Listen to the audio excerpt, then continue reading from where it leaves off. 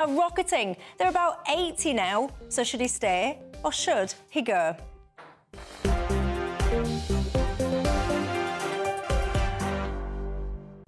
Yes, indeed, there is so much for us to get stuck into. But before we do, let's cross live to Polly Middlehurst for tonight's 6 o'clock news.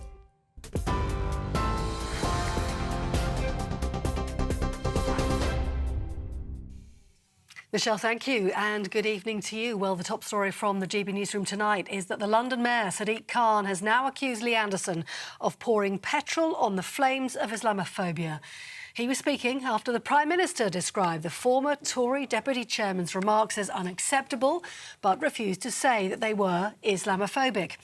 Earlier, Lee Anderson admitted his words had been clumsy when he suggested Islamists had got control of the Mayor of London.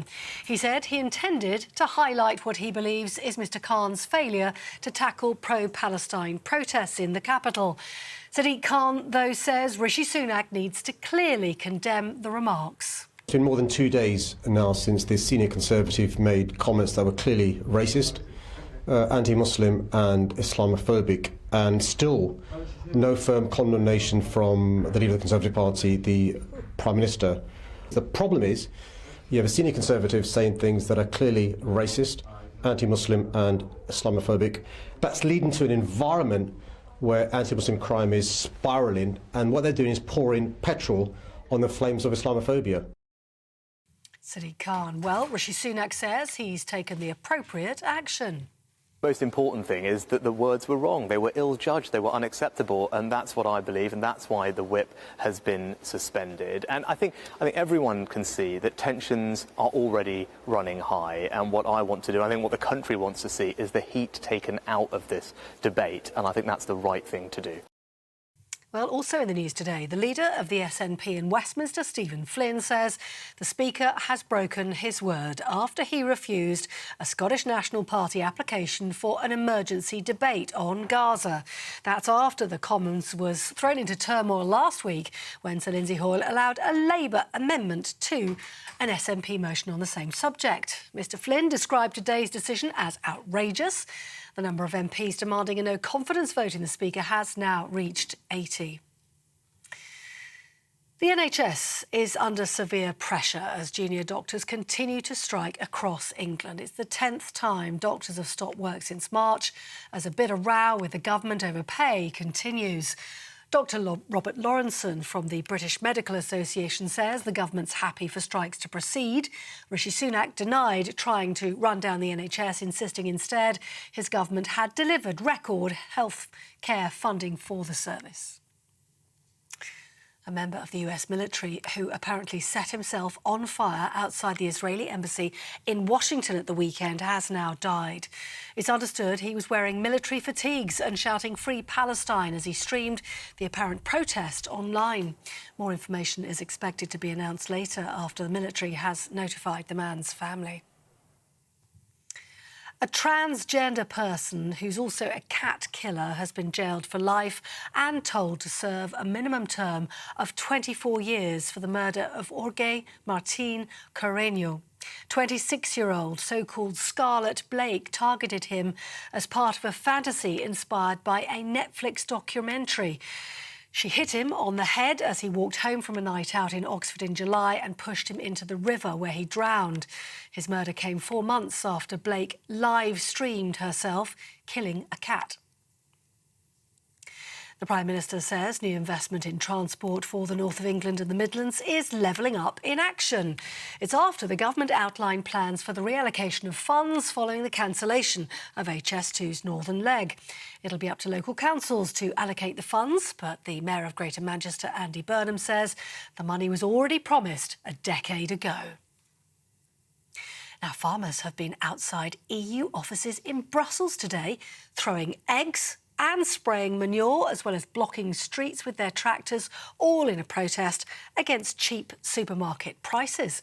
Riot police were seen firing water cannon as EU ministers arrived for meetings on the growing crisis. The farmers are demanding action from the European Union on free trade agreements, which they blame for damaging European farming. It's the latest in a series of similar protests across the bloc, with the EU already moving to weaken some of its green policies.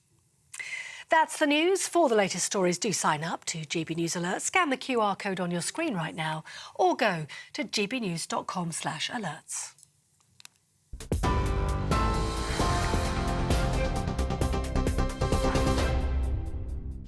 Thank you very much for that. Polly, I am Michelle Dewbs and I'm keeping you company until 7 o'clock tonight. Alongside me, I've got the PR consultant, Alex Dean, and the former Labour advisor, Scarlett Maguire. Good evening. Good evening to both of you. What a day, everybody. What a weekend. There is never a dull moment in politics, is there? I mean, actually, I would like to say, have you studied politics? Did you study politics? I did an international relations degree. And did you ever, in any of your wildest kind of textbooks or any of your wildest kind of essays, would you have even been able to dream up some of the antics of politics? No, but that's always been the case. I think people who were around during Watergate would say, I never imagined that you'd have, particularly incompetent bungling burglars breaking into the Democratic headquarters.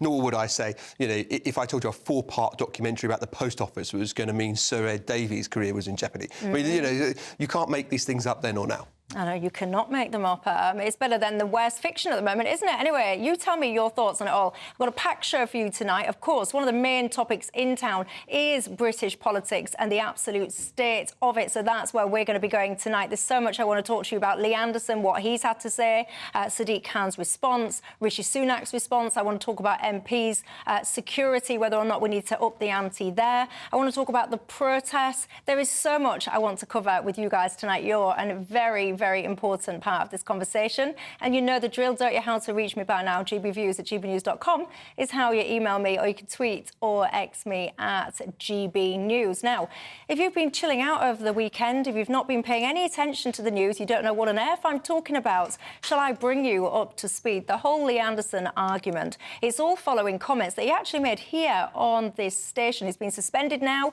from the Tory party as a result. So settle in. Let's remind ourselves about what on earth has been going on. I don't actually believe that these Islamists have got control of our country, but what I do believe is they've got control of Caen, and they've got control of London, and they've got control of Storm as well. Right, well, there you go. And for context, he was responding. I don't know if you remember this. Suella Braverman, she wrote a letter, I think it was in the Telegraph, where she basically said the Islamists, the anti-Semites and the extremists have got control. So that's what he was responding to. I think it was on Martin Daubney's programme. Anyway, listen, let's look at what Sadiq Khan had to say in response. Look, these comments from a senior Conservative are Islamophobic, are anti-Muslim and are racist. We've seen over the last 2 days confirmation that over the last few months there's been an increase in anti-Muslim cases by more than 330%. These comments pour fuel on the fire of anti-Muslim hatred. And I'm afraid the deafening silence from Rishi Sunak and from the Cabinet is them condoning this racism. And I'm afraid it confirms to many people across the country that there's a hierarchy when it comes to racism. I think it's really important to call out anti-Semitism. It's really important to call out misogyny. It's really important to call out homophobia. But surely it must also be important to call out anti-Muslim hatred. Important it is. So let's listen then to how Rishi Sunak responded to it all. Well, I've been very clear that what Lee said was wrong, it was unacceptable, and that's why we suspended the whip. And it's important that everybody, but particularly elected politicians, are careful with their words and do not inflame tensions. The most important thing is that the words were wrong. They were ill-judged, they were unacceptable, and that's what I believe, and that's why the whip has been suspended. And I think everyone can see that tensions are already running high, and what I want to do, I think what the country wants to see, is the heat taken out of this debate, and I think that's the right thing to do. Indeed. Well, I can tell you now, I'm going to let this topic breathe because we're going to do the whole hour on all of this. So I want your thoughts on it all. Lee Anderson, the response from the Tory party, was it enough or not? I want to talk about MP security. I want to talk about the latest developments as well in the Commons with Sir Lindsay Hoyle saying that the SNP are not going to get their debates basically on the Gaza situation. And of course, I want to talk as well about some of the protest activities that have been taking place and double standards as well when it comes to policing. So there's so much I want to get into with all all of you, but let's start with the comments made by Lee Anderson. Alex, what do you think to those? Do you agree with them or not? Well, to start with a bit of housekeeping, and no offence to this channel on which I enjoy appearing, I think it demonstrates why it's a bad idea to have elected politicians appearing as presenters on television shows. I think it puts the channel in a very awkward position. I appreciate on this example he was actually appearing more as a commentator than as a presenter. Yep. But when people make the news, there are also those in charge of bringing it to you. I think there's an obvious awkwardness, just one man's opinion. Well, I've got to say, by the way, just for the transparency, I have said before, I personally don't think serving MPs should be presenting on any channel anyway. And that's the beauty of this station. We're a broad church of opinions. Obviously, people think differently to that topic. Hence, we have the setup that we do. But anyway, continue. It's just my view, and I have no problem with such people being commentators. And in that commentary role, it seems to me that Anderson expressed himself blunderingly, but had a point. And effectively, the fuss over it is letting our Mayor of London, and indeed the Leader of the Opposition, off the hook in the current circumstances. We've got to remember that the Mayor of London is not just responsible for its administration. He's also the Police and Crime Commissioner for our capital. And it may sound strange, given that it's from a Red Wall MP, an outspoken kind of Red Wall MP, but it might be more difficult for viewers who aren't in London to understand quite how bad the domination of major transport centres and major streets in London have been in recent weeks. Week after week after week, not just once or twice, of people saying they want to bring our capital to a standstill and bellow abuse of the worst kind. So, you know, Anderson may have expressed himself poorly, but it demonstrates, to my mind, it demonstrates the media class's comfort zone. They prefer to talk about how much they don't like Lee Anderson rather than talking about the issue he was, no matter how inexactly, trying to identify. Well, we're definitely going to be talking about the issue that he was trying to identify. Don't you worry about that. But Scarlett, your thoughts on Lee Anderson and what he said and the way he said it? I think what he said was really shocking, and I think that if you had put the words Judaism instead of Islamist, he would have been out the door in 2 seconds and he wouldn't be on this programme anymore.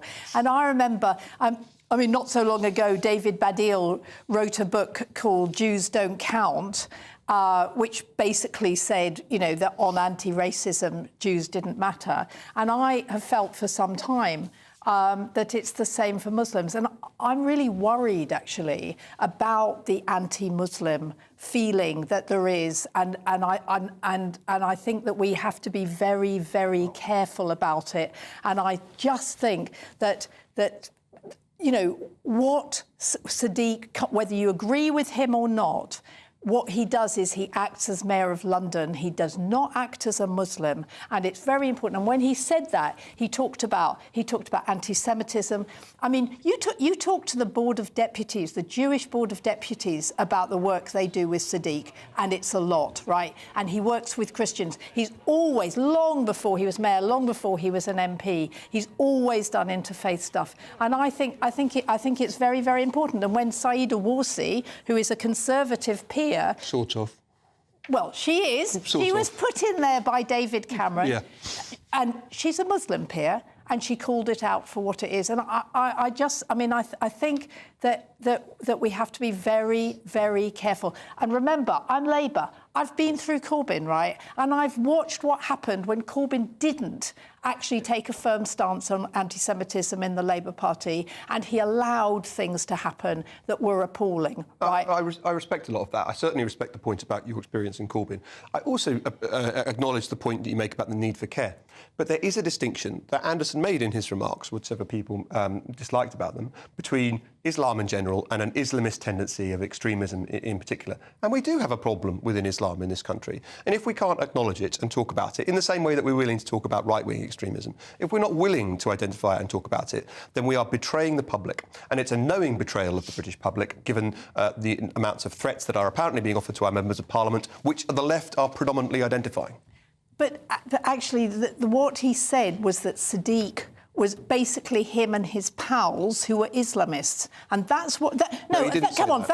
He didn't say that. His Islamist mates, right? His Islamist mates, and that is completely and utterly wrong. And I agree that there is extremes on all sides, right? Yeah. And that I mean, what's interesting is that people were very, very worried about. When I say serious violence, I'm talking about bombs, Nothing like that has happened. Sure. We've had no Islamist violence, right? Look, this wasn't. I don't regard this as directed to. He may have felt that it was, but I don't feel that this was regarding Sadiq Khan's own racial background. Not least or religious. Islamist mates. Not least because in the same sentence he said, and Keir Starmer, who is not a Muslim. You know, he was saying these people are pushovers. They are letting these people have their way in our capital when they should be standing up for law and order. That, I think, was his point. I just think you don't. I think it is really, really dangerous what is happening about it. And I've said the same thing to Nigel Farage on his programme when he said, "Oh, I'm worried about the right." You know, there's a Muslim party, and we don't even go there. I take your point about the need for care, but I also think it's dangerous to have people on the streets thinking they control our streets, shouting "Death to Israel" from the river to the sea, "Death to Jews," you know, and so forth. I think that's dangerous as well. And my point is, our media class, by and large, is much more comfortable slagging off Lee Anderson than talking about that. Well, yeah, and I mean, I think that this has become quite an interesting distraction from what a lot of people's concerns actually are. And of course, I mentioned at the start of the programme that Sir Lindsay Hoyle, I'm telling you now, he will be breathing a sigh of relief over that last weekend. I could tell you that because it was all, of course, on him. Can I just ask you, though, because Lee Anderson made a specific point about a specific situation. So what he was talking about was he wasn't talking about Muslims en masse. He was talking about Islamists. And as I understand it, he was referencing it to the whole situation around a lot of these He was talking about marches and all the rest Sadiq's mates. That's he was talking about Sadiq's mates. Remember, when the Labour guy, ex-Labour guy in Rochdale, was found to be talking about Jewish, the influence of Jewish journalists, he was thrown out, right? But I just want to check this, because as far as I understand it, Lee Anderson is not conflating an Islamist with your normal, average Muslim. But are you? Because you're saying that when he's talking about Islamists, you're saying this is Islamophobic and it's fueling anti-Muslim hate. So it's you that's making that conflation. No, actually, to quote Saeed Avasi, when one talks about Zionists, it is often used to really talk about Jews. When you talk about Sadiq and his Islamist mates, I think you're in trouble. That's what I'm saying. It's different for me, at least in two. I appreciate the point you're making, but and I do think some people use that as a cipher. But not all Jews are Zionists. Indeed, many Jews think that the foundation of Israel was a mistake. Yes. Equally, not all Zionists are Jews. I'm a Zionist and I'm not a Jew. Right? So you can those two things don't necessarily go together. But whatever you think of it, Zionism is about another country. It's about another state. And I think there are a couple of interesting things about that, not least because the Islamist tendency in this country, if we can describe it like that, isn't just about our relationship with Judaism. It's about not believing in British democracy. It's about wanting to restore the caliphate, ignoring the fact there were two, and which one would you want? But anyway, they want to do away, basically speaking, with our way of life. And allowing that to fester is probably a mistake. Having Islam in our country, thriving as a part of our culture, totally fine. Islamism, the point that he was making, is different. Now, you were saying if you substituted the word Jew for Muslim in Anderson's remarks, then you'd have another thing coming. But Jews aren't marching by the thousand in our capital calling for the deaths of others or for their eviction from countries. So it's rather different. I've got to say, I do think there's a really strange thing going on, which is this conflation that if someone raises a concern about what is regarded as an Islamist perspective, which is quite an extreme one, wanting to replace the way and the whole structure of society, the principle of the laws in this country and the political systems and all the rest of it, if one raises a concern about that and correctly identifies it as an Islamist perspective, there does seem to be this notion now that in order to shut down those concerns and perhaps to turn a blind eye to them or not have to address them, because let's face it, it's uncomfortable, let's call people Islamophobic to shame them into silence. Do you agree with that or not? I can tell you now, Lee Anderson, he didn't back down and apologise. I'll have his statement after the break, and I'll also be bringing you guys into the conversation, so don't go anywhere.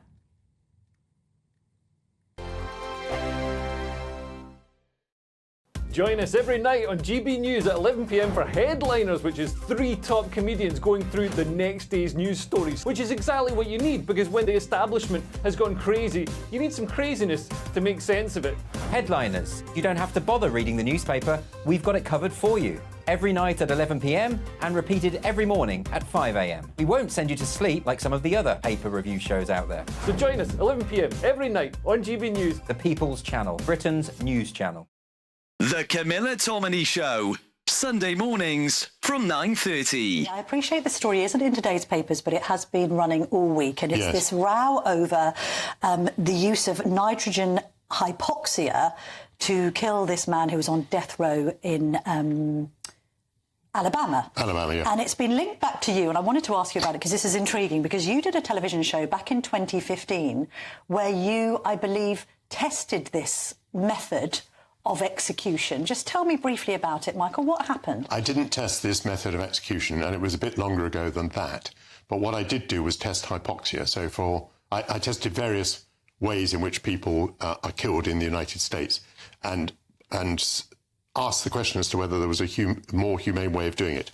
So I was put into hypoxic situations, for example, into a chamber run by the Netherlands Air Force, which simulated what happens if you're in an aircraft at 30,000 feet and suddenly the windows blow out.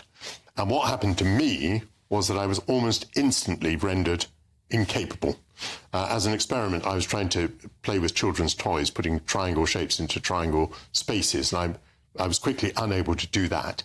I was asked, what is 9 minus 5? And I said 5. And then the officer who was with me, the Air Force officer who was wearing an oxygen mask, said to me, Michael, put your mask on or you will die. And I was incapable of putting my own mask on. Now, this suggested that hypoxia was very fast-acting, and that you had... Obviously, I was in no pain or anything like that. I was just completely unaware. By the way, this is why, if you're on an aircraft and it depressurizes, you must put your own mask on first. But of course, I can't go on and draw conclusions. We did not experiment with nitrogen.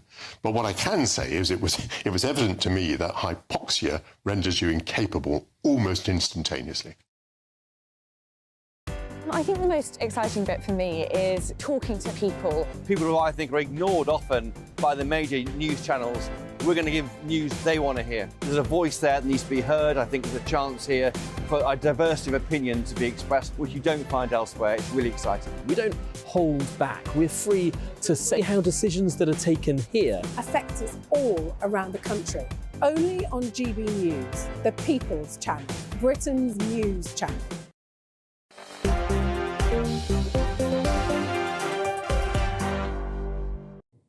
Hello there, Michelle Dewberry with you till 7 o'clock tonight. Alex Dean and Scarlett Maguire remain alongside us. And right through till 7 o'clock, we will be continuing to look, let's face it, at the absolute mess that is British politics. I'm crucially asking you this question as well tonight. Do you still support Lee Anderson? What do you think to what Rishi Sunak did about suspending the whip from him? Was that the right decision or not? I've got to say today, Lee Anderson, he wasn't really having any of it. He made a statement, and I could tell you now, he wasn't backtracking and apologising. He basically went on to say that, yes, he accepted that he made some comments that some people thought were divisive, and politics is divisive, and he is very frustrated, basically, at the failures of the Mayor of London, Sadiq Khan. He says he called for an immediate ceasefire weeks ago, basically with no conditions attached, while the hostages were still there. He goes on about basically loads of people have been arrested for racist abuse on these marches, but then there's barely a peep from the mayor. And it kind of goes on and on. Anyway, the point was, he basically says it's all about double standards. So, long story short, he's not really, going back and apologising for that. Now, Patrick Christie's joins me now. Now, you've actually... exclusive. You've interviewed Lee Anderson about this. I think we've got a little clip of that. We'll play that in a second, and then I'll pick up back with you to discuss. So let's have a listen. If Mayor Khan is not coming out on TV or any media channel and saying this is disgusting what's happening on our streets in London, we should not have these graphics being flashed onto Big Ben. This is shocking, this is terrible, I will clamp down on this. If he's not saying that, then he's lost control. And you can't blame the police for this. He controls the police. That's his job. Well, that was an interview with you, Patrick. You're airing that tonight at 9 o'clock. Well, it's going to go out in full at 10 p.m, actually. Oh, at 10 p.m. Stay up late, everybody. Stay up late. We've got numerous different clips of it to play early as well. I mean, look, simply put, it's the interview that's going to be leading the news agenda tomorrow, so you might as well watch it exclusively tonight on GB News. a lot of issues covered in this. I mean, he does not hold back at all. I mentioned to him there about what did he mean by saying that Sadiq Khan was under the control of certain people. I asked him about an issue of double standards. You know, David Cameron has previously said very similar things than this and is now our Foreign Secretary. He's not holding back when it comes to that as well. I asked whether or not this is an overreaction from Rishi Sunak and if he thinks that he's now lost the red wall. Again, Lee's answers there are pretty strong. I also asked him about the question as to whether or not he's going to join the Reform Party. And I would expect that in particular will be making some headlines tomorrow. Well, there you go. 10 o'clock here on Patrick Chris's show. I, for one, certainly will be watching. I look forward to it. Right, I've been asking you guys at home whether or not you still support him. Mark said, Lee Anderson should never have been suspended. Everything that he said was true. Just look at the chaos that Starmer and the Speaker caused in Parliament last week. David is talking about the aggression on the streets. He's saying that aggression is far worse than anything that Lee Anderson says. Scarlett is wrong, says Malcolm, one of my viewers. The danger does come from Islamism. Jenny says, why have we just listened to Sadiq Khan calling Lee Anderson racist? Can I just ask, since when is Islam a race? You know, you tell me, do you think that Rishi Sunak was right or wrong, essentially, to remove that whip from Lee Anderson? Do you think as well, what about this notion that he might join Reform? Would that make any difference or not? I want to pick back up with you then, Scarlett, because you are very much of the mindset that what Lee Anderson was saying is wrong. And what I actually found quite interesting now, it's become this whole kind of debate about the wording and the terminology that Lee Anderson used, as opposed to actually addressing the point that he made. We do have a situation in this country now where you've got MPs that are fearing, you know, I've got to vote a certain way or I'm going to be at risk. We'll come on to the fact in a second that you've got MPs that have got security now that genuinely are afraid.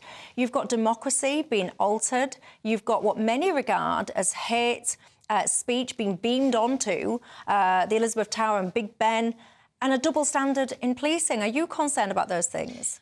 I mean, I just think that there's a lot of conflation. I mean, Lee Anderson wasn't talking about those things, right? He was talking about marches in London. He wasn't talking about the problem that MPs have, and which has been getting increasingly difficult. And then, obviously, since the incursions into Gaza, it has got a lot. I mean, it's how to deal with it. I don't. So let's stick with your theme then. You're saying everyone's conflating, so let's simplify things. Right. You mentioned marches. Are these marches a problem in your mind? No, I mean, look, the people I know who go on these marches are not Muslim, can I say? Some are Jewish, some are secular. There are probably, I mean, I'm sure there are lots of Christians. There's a whole Jewish section on these marches that Jewish people go on week after week. So there are certainly extremists who should be arrested and should be thrown off the march. So let me ask you this, because I agree with you, by the way, that not everyone that goes on these marches is like an extremist. I agree with you. So the people that you know that go on these marches week after week after week, it's become apparent now that there is quite a strong extremist thread that's running through them. There are lots of people that back Hamas, that sellotape their paratroopers to the back, that have the chance and all the rest of it. They get arrested. But they get arrested. I'm not asking about them. I'm asking about the people that you know that go on these marches. Are they not uncomfortable knowing that they're sharing a platform and a march and a pavement, etc., with those kind of extremists? Because what they do is they make sure that they're nowhere near those people. I mean, I was in a lift in a tube with a bunch of young people I had never met in my life, and they said, "Oh, we always go for the Jewish section because that's where we feel best, and we're not going to get near any Hamas people." I mean, honestly, so they'll join the same cause as long as they're not stood next to them. Precisely. That's a bit odd. Well, then you can say, isn't it weird that Jews go on that march? But you probably won't go. You probably won't go on a march with the BNP on the basis that as long as they don't stand next to them, it's all fine. No, I wouldn't go on. I wouldn't. The thing about a BNP march is they're organised by the BNP. But if there's a march, I hate going on marches, if the truth be told. I mean, it's I just get really sore back. But if there was a march, there's something I really believed in, right? I mean, you know, I didn't go on the big Remainer march, but I could have gone on the big Remainer march had I been in London. I don't know whether the BNP went on that. It wouldn't have bothered me if the BNP had been on it. I would have been, you know, in a group of people. I mean, are we saying that the Jews shouldn't go on the march when they feel as strongly as and the people who support Hamas should be arrested. The people who with hate speech should be arrested. There is absolutely no question about that. But most of the march and the people I speak to who've been on these marches, most of them are peaceful. Well, of course, a march of these magnitudes, you're going to find plenty of people of goodwill who are there for good intentions. Nevertheless, it's clear that there are plenty of people who want to stop our capital working and want to scream abuse about Jews. So, you know, those two things can be true at once. You were both talking about conflation. There's another kind of conflation here, and it was by the Mayor of London, who said that Lee Anderson was indulging in anti-Muslim hatred, if I understood the clip that we watched rightly. And as I understood it, Lee Anderson was talking very specifically about Islamist extremism, not about Muslims per se. And so the real conflation, to my mind there, was Sadiq Khan, who, as soon as he's offered this chance, and no doubt about it, Lee Anderson expressed himself poorly, but as soon as he was offered it, took it like a get-out-of-jail-free card. Because now I don't have to address whether or not I'm telling the police the right things or not. I don't have to address whether or not I'm doing my job well. I can call someone a racist, and now the issue is finished. The extraordinary thing about that is the person who said the worst things about Muslims, as far as I'm concerned in this business, is Sadiq Khan, who said once upon a time that moderate Muslims were Uncle Toms, a remark for which he's subsequently apologised, but nevertheless he said it. You see, I find this quite interesting, this whole point that actually has this now just become a massive distraction, essentially, because, you know what, let's point at him, let's talk about that, let's talk about this label and this kind of description, anything, quite frankly, to avoid having to talk about the nuts and bolts of the issue. Lee Anderson, if we cast our mind back, he was referring to Suella Braverman's letter in the Telegraph where she said the Islamists and the extremists, whatever, have taken control. The bit that I've got issue with, because we discussed this letter on Friday, and many people was writing and going, yeah, Suella Braverman for PM, you know, she talks like me, she, you know, raises the concerns, whatever. Well, I looked at that letter and I thought, how absurd. Because there was a line in there that said, along the lines of, we shouldn't be a country where teachers are in hiding, fearing for their life, right? Who would disagree with that sentiment? It's right. But the fact of the matter is, we are a country where people fear for their life. But Alex, hold on, because it's happened on the Tories' watch. So that's my point about the Labour position on this is the ultimate irony. They're very happy to talk about Lee Anderson and basically not liking him. And Lee Anderson saying these people have taken... The Islamists have taken over, was his position, echoing some of what Suella Braverman said. But, you know, the trouble with the Braverman-Anderson position is Conservatives have been in government for 14 years, so it feels rather like you're dodging or missing the big issue there. And that shift, by the way, happens with the knowing connivance of our media class, who are, again, much happier talking about intersectionalism or critical race theory or microaggressions. You're not answering my question. My point is that it's all well and good going... No, I was conceding you were right. I was answering your question. Yeah, but then, so why then, if Suella Braverman, if Lee Anderson, if James Cleverly, if all of these people sit there high-fiving themselves, all saying, yes, it's wrong that we've got this problem, why isn't that teacher in Batley brought out of hiding? Why hasn't he got a ring of steel around him? Why isn't he back in that school, that primary school, the other primary school, where they're talking about potentially closing and putting lessons online because they're frightened about parents protesting? You know, why are we putting a ring of steel around those premises and saying, no, not on our watch, these things will continue and these things will operate? Scarlett, I think you're right. I mean, can I say... I think there's a problem with your mic, but I think there is. I'd be much more content seeing that in Parliament. So I'll let you respond in a second when I've tweaked it for you. But... I'd be much more willing to have that happen in Parliament where, you know, grown adults have volunteered, have put themselves in the public eye and have made the decision, which I admire, to go into public service. I'm much more comfortable with that than with the school example you give, where ultimately, in this society, the children concerned are going to get a much worse education as a result of the scenario you sketch. The pragmatic solution in that environment, well, because if you do have a ring of steel around a school and everyone's being checked with metal detectors every time they go in, and you've got parents protesting outside every day, whatever the rights and wrongs, clearly it's wrong in my view and in yours, the kids who go to that school education's meant to be about children, not using children as this social battering ram by which you make your political points. Yeah, but come on, so you're telling me, so you've got a situation where you've got kids potentially being taught at home because of threats, and I'm talking about there's two different schools, in case you're not following the story. There's two separate ones. There's the Batley teacher, and then there's the primary school in London where they're talking about potentially going online. These children are already affected. In Batley, your teacher's gone. Everybody knows that your teacher's in hiding. So those kids are not sheltered from that. Yeah, I know. In primary school, all of a sudden you've got to sit at home and do your lessons because these people are outside threatening the school. I think both of you thought, independently, you both thought I was sort of dodging the question, and I wasn't. I was conceding your premise. I think it is accurate to say the Conservative Party's been in government for 14 years. These problems have emerged on its watch. And that's why, whilst I think it's right to say that the MP for Batley and Spen has this challenge often levelled at her, not least because she seems completely reluctant to talk about her constituent who's been driven into, you know, basically the equivalent of the witness protection programme and a new identity and so forth. It's actually not all her fault, obviously. It's down to, in part, to the government and the culture of the day, which has allowed this to happen, and it's wrong. David, I'm going to let you respond in a second when I've tweaked your microphone, because I want the nation to be able to hear your words properly and in full scarlet. David, one of the viewers, says, I fully support Lee Anderson. He is speaking for the majority of the British population. He talks about people going on these protests that are all masked up and all the rest of it. I've got to ask you this, though, because I actually think that Lee Anderson, I'm not sure how much good he did with his comments, because actually it's not true. If you actually think about it, what he's saying is that the Islamists have got control of London. Well, anyone that knows London will know, for example, you've got things like rainbow zebra crossings popping up all over the place. You've got things like month-long celebrations for Pride, etc. Now, if indeed that was a city that had been, quote, captured by the Islamists, I'm telling you now, those kind of things wouldn't actually be going on. So I personally think that Lee Anderson was potentially trying to make a very good point, a very important point, something that needs to be explored.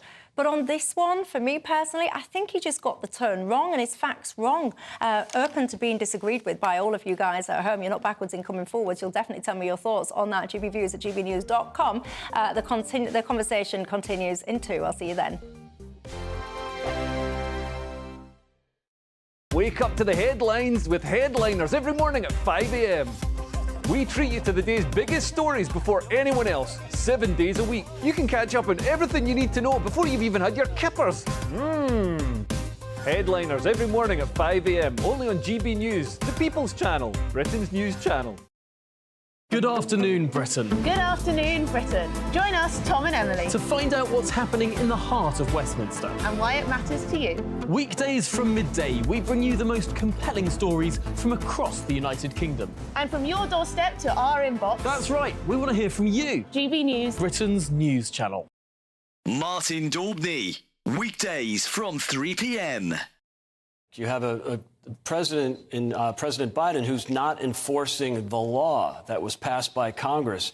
President Obama, criticize him or not, actually enforced the law and was deporting people that had crossed illegally. Of course, President Trump enforced the law and improved the law to make sure that and worked with Mexico to have the Remain in Mexico policy. Biden has abandoned federal policy. In fact, he's deliberately trying to let in as many immigrants as possible. More for the Democrats, more is better and less is racist. Just astonishing. And the statement that Greg Abbott put out is really feisty stuff. He said the federal government has broken the contract between the United States and the state of Texas.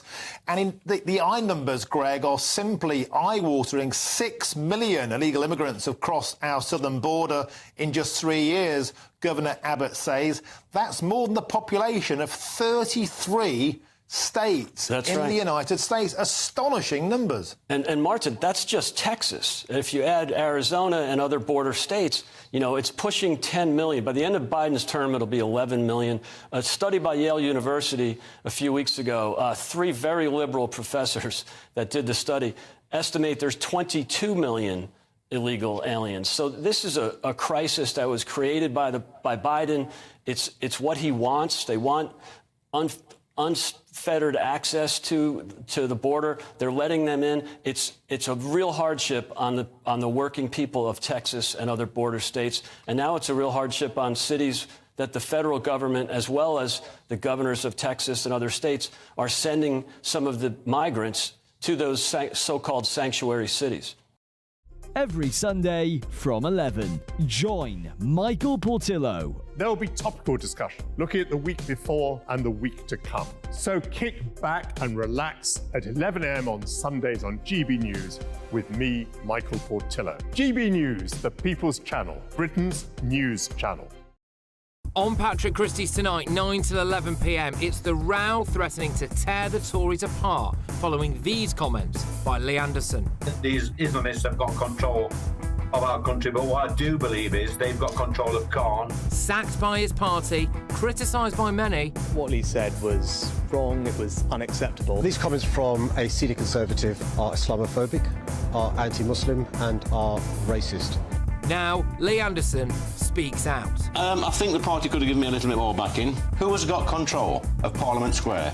Is it the extremists or is it Mayor Khan? I admit some of my speech was a little bit clumsy at times.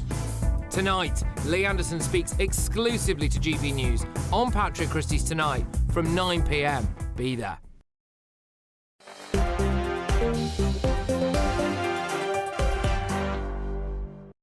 Hi there, Michelle Dewbs with you till 7. The PR consultant Alex Dean alongside me, as is a former Labour advisor, Scarlett Maguire. Now, we were just talking about the protest. One of my viewers has got in touch saying, Michelle, is a really, it's Gordon actually, he says it's a really easy way to take the temperature down on all of this. We could start by banning these marches. I find that quite interesting, Gordon, because I know from your perspective that would bring the temperature down. But if you're someone on the other side, and I've got to be clear, there's an awful lot of people in this country that are devastated by what's happening in Palestine. Understandably so, by the way. You see these children getting bombed, getting maimed, getting orphaned. It's absolutely devastating, and people are getting desperate. They want our Parliament to stop those acts. And if you ban those marches, I wonder if that will stop the temperature, calm the temperature, Gordon, or whether or not it will inflame them. Now, one of the organisers of these marches, I found it quite interesting what he had to say. Ben Jamal, let's listen to him. He is a director of the Palestinian Solidarity Campaign. Listen. We are planning the biggest lobby in parliamentary history. We want to see a queue. We want to see a queue stretching from Parliament all the way through Whitehall. We want so many of you to come that they will have to lock the doors of Parliament. See, I mean, do you support that? Do you think that we should be descending people on these kind of heated times to the point where Parliament's going to have to lock its doors? No, I don't. I mean, I do believe that people have a right to demonstrate, and they've always demonstrated outside Parliament when there are emotions that are very important to them, and that can be Brexit. I can remember a disability motion that you had wheelchairs absolutely blocking up. I think that's right. I think that sort of rhetoric really doesn't help. And I think if we're talking about lowering the temperature, that just doesn't. And I think people just get carried away. I agree with that, and I respect and admire the Labour experience of trying to get past the Corbyn era, which in part featured, of course, John McDonnell, who went through talking about direct action against Tory MPs to saying Tory MPs shouldn't be able to walk down the street, which is, I mean, in retrospect, an absolutely ghastly thing for someone to say about our MPs, given what's happened to some of our MPs in the last Parliament, to saying about Esther McVey, we should lynch the B word. I mean, so, you know, but of course that's Labour past.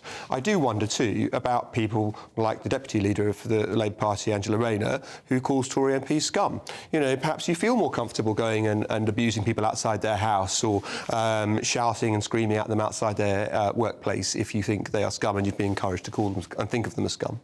Yeah, tell me, I'm interested in that point that the viewer has just made about taking the temperature down by actually stopping these marches. Where are you on that? Another person that was speaking out today as well was Dawn Butler. Let's see what concerns she was raising.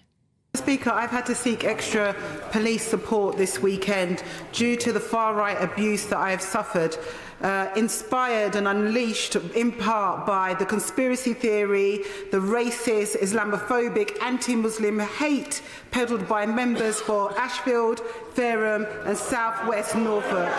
Can't name members. Those names. See, so I mean, there you're hearing essentially the far right being blamed for the rising tensions, Alec. Well, I mean, it is. Whilst I did see that Tommy Robinson said he was going to mount a counter march, and I'll be interested to see if the Mayor of London has the same laissez-faire attitude about such a march as he does about the current marches.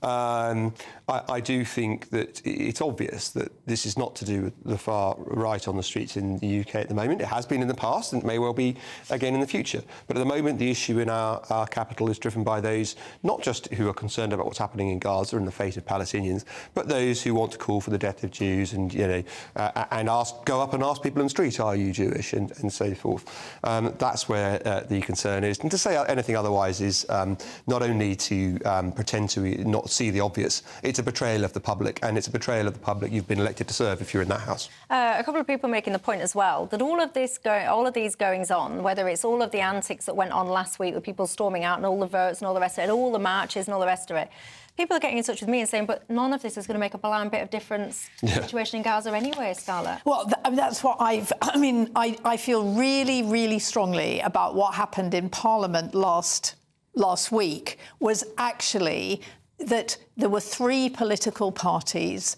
none of whom put Gaza first. Right? I don't think the SNP, I don't think Labour, I don't think the Tories, none of them covered themselves in glory. I thought they were all pretty poor. And actually, what I'm not sure what a difference it would make, but given that the unanimity actually in Israel about Gaza, we should have the whole House saying something. Well, we're going to carry that conversation on because Sir Lindsay Hoyle, he, of course, promised, didn't he, the SNP an emergency debate on this topic. Anyway, long story short, that's now not going to happen. The SNP are really not happy about that. Do we need another debate on this topic? Do we need a proper vote on whether or not there should be a ceasefire? Tell me, and I'll see you in 2.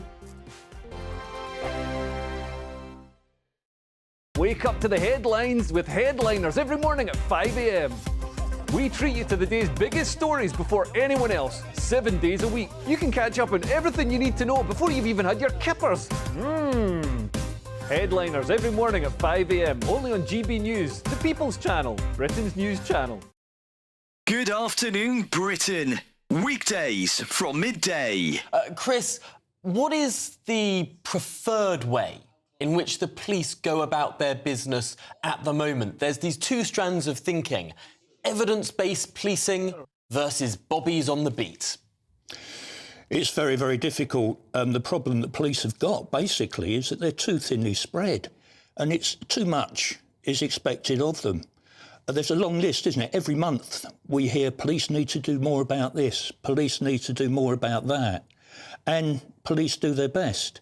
They're overwhelmed with bureaucracy. I mean, when I was a young PC, if I took a shoplifter in, then I'd be in and out within an hour. You take a shoplifter in now, and you're doomed for the rest of your shift for 6 or 7 hours dealing with the bureaucracy. Police want to get back in those communities because community policing is really the core of policing.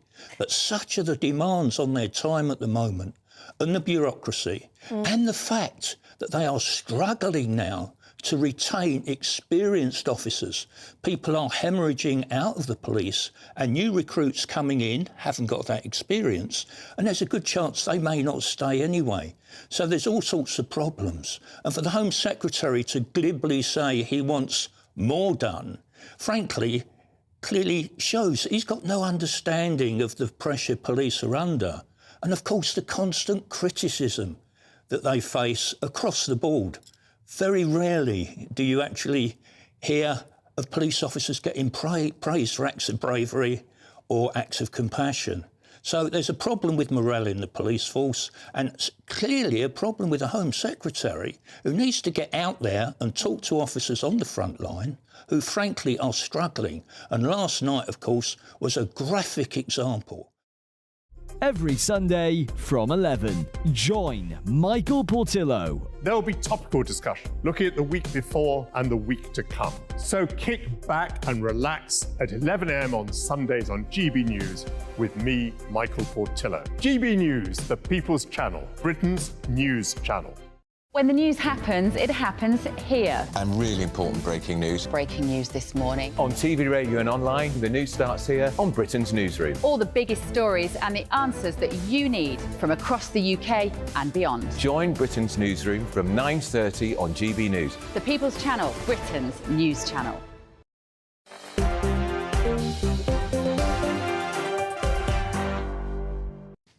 Hi there, I'm Michelle Dewberry with you till 7. Alex Dean and Scarlett Maguire remain alongside us. Kenneth says, Michelle, look, let's be clear, the Parliament cannot stop this war. There is no point in having these demos. Nick says, Michelle, if 20,000 football fans turned up on Parliament Square, the police would have the batons out in seconds. You're absolutely right. I agree with that. Karen says, Michelle, we do not need another ceasefire vote. End of story.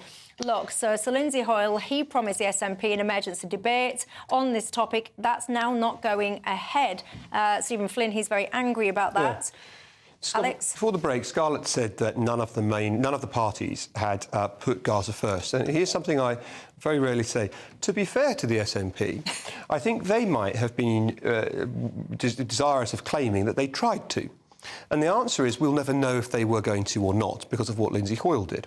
And, of course, it's ironic, really, because the left is trying to have its cake and eat it. On the one hand, they say any suggestion of Islamist threats or Islamists taking stuff over is outrageously Anderson, you're terrible. On the other hand, there's such a serious Islamist threat that MPs have to have protection, and indeed we should change the nature of parliamentary order and change the nature of parliamentary rules to facilitate people being able to debate something for fear of their lives. It seems to me you can't square those things. But whatever happened last week, and whatever were the rights and wrongs of that, to deny the SNP again today seems absolutely extraordinary to me. He would basically say, oh, it's because he thinks the government is basically going to table a different debate, perhaps even tomorrow. But it's not boding well. And as I said at the start of the programme, it's about 80 people now have tabled a motion of no confidence in him. Where are you on it all, Scarlett? I think he can't win. I mean, I think from the minute that Labour said, "Oh, why don't you change the rules?" that Lindsay Hoyle couldn't win. I mean, should he go then? I think that if they've lost confidence with him, he has.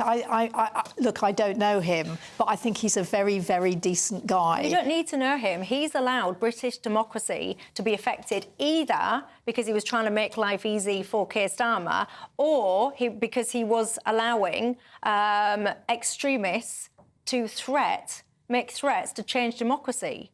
No, whether or not that's right or wrong. What he did was wrong. I mean, there's no question. It's up to the MPs, isn't it? If enough of them say go, he's going to have to go, and that's what's going to happen. We can all have our views about what he did. In the end, it seems to me enough of a mass of MPs have said they no longer have confidence in him, and they take that seriously. They don't do this often. We're not like lots of parliaments where they tear down their speakers all the time. They very rarely do this, and the last time it was done with Martin, they did it in this same way, signing an early day motion. And the EDM currently on nudging 80 members of the House of Commons has been signed by a majority, if not all, of the SNP, the majority party in Scotland. It seems to me he's hold below the waterline. There you go. Sheila says, Michelle, at the start of the programme, you was debating whether or not serving MPs should have their own show. She says, can I just say, I, for one, think yes, they definitely should. She loves watching them, she says. Craig says, I'm a law-abiding working citizen. I personally do not agree with the right to protest. Protesting should be done only at elections with a pen. Blimey. What would you say to that, everyone, if you couldn't protest about anything at all? Andy says, I concede that Lee Anderson's words may have been a bit clumsy, but essentially what he had to say was true. He's saying that a lot of people are basically taking Lee Anderson's words and twisting them in order to push their own political agenda. Dean makes a good point. He says, what about all those people that are marching for Palestine? Why isn't anybody marching for Ukraine if people are really against unnecessary suffering, etc.? I think that is a very interesting point there. The right to protest should only apply to protests about domestic policy, says Paul. Anything that cannot be affected by protests on our streets shouldn't basically grant that same right to protest. Lots of people divided on whether or not these protests should be able to go ahead or not. Mal says, Michelle, if anyone wanted to stop the protests, you need to get the European European police to come in and sort it out. They don't mess about with their water cannons. Cool, blimey. Look, Scarlett, that's all I've got time for. Alex, thank you. You too. Thank you very much for your company. Don't go anywhere, because Nigel Farage is up next. Night. A brighter outlook with Box Solar, sponsors of weather on GB News. Good evening, welcome to your latest GB News weather update with me, Annie, from the Met Office. It could be quite a cold and foggy start for some areas tomorrow morning. We'll also see some rain pushing in to the north and west. We have got high pressure dominating for the rest of the day and through the night, but we do also have this northeasterly breeze and cold air. So it will be a cold evening and a cold night, in fact, particularly where we're exposed to stronger winds across the far southeast. But many areas will see a frost developing in inland rural areas. Also, there's a risk of some mist and fog, particularly across central and southeastern areas where we have had quite a lot of rain recently. There'll be a very cold start tomorrow, where really it could be down to -3 or 4, but the far northwest frost will be more limited as some wet weather is arriving through the course of the night. That will bring a damp start to the day, particularly for northern Scotland, but that wet weather will push into parts of southern Scotland as well as North Wales, northern England too. We'll see some of that rain through Tuesday afternoon. Further south and east, though, it should stay largely dry, but it will be a bit of a cloudier day compared to today. The rain will sink into the southeast over the course of Tuesday night.